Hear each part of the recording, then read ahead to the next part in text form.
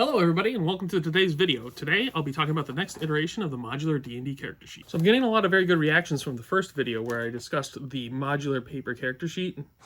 And that's where I designed these character sheets made out of paper cutouts and sticky tack that can be modular and moved around. If you haven't seen that, go check it out. But from there I moved on to a second idea where you take the stats of a D&D character and break them out into equipment and make it more of a loot grind where you can determine your character's stats based on the equipment they have on, spreading out the stats from the character to the items that they find when they explore, motivating the players to explore more. So a lot of you really liked that idea too, so I decided to go ahead and make a printer-friendly version prototype to test it. I just realized while editing this that I didn't mention that if you haven't watched the previous video on these character sheets, you probably need to go watch that, otherwise this is going to be kind of confusing.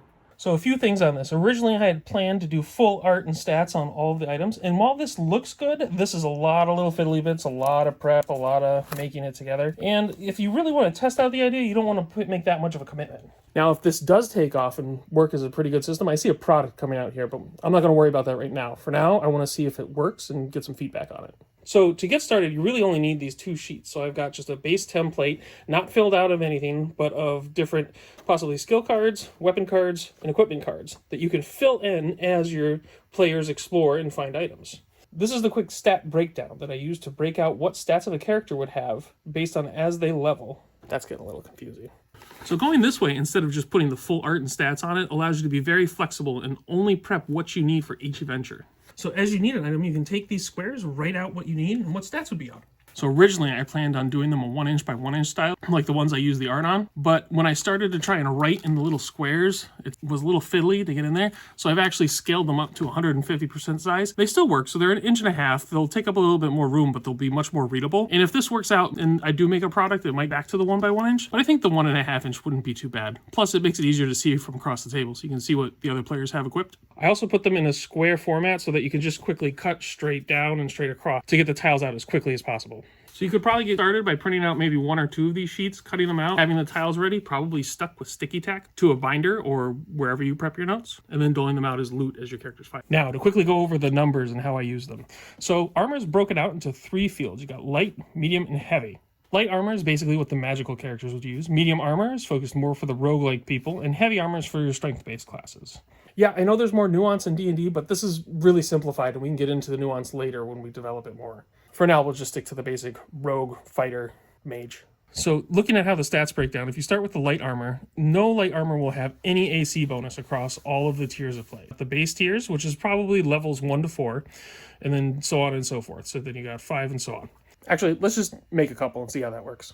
So here's how you would create an item. First, you have the name, where you could put the name of the item, how much armor class it would provide, how many hit points it would provide, what the strength bonus is, the dexterity bonus, and the magic bonus. Again, we're keeping it simplified. So strength is both strength and constitution, dexterity is dexterity and willpower, and magic is charisma and intelligence. And like I said in the previous video, these are actual bonuses to hit, not just the stats. So these would be added to the d20 rolls to hit and the skill checks and saving throws. So let's say we were making a hat, and we'll make it a wizard's hat. All right, so if we look at the stats here, it will not provide any armor bonus. The mage equipment is mainly looking for the stats to hit points and their magic casting ability. So now if this was a low-level party, we'd go with the base level. And then as they explore further and get stronger, you could move up in tiers as they level up through acquiring equipment. So this tells us the stat range we want to keep it in to keep them evenly balanced across.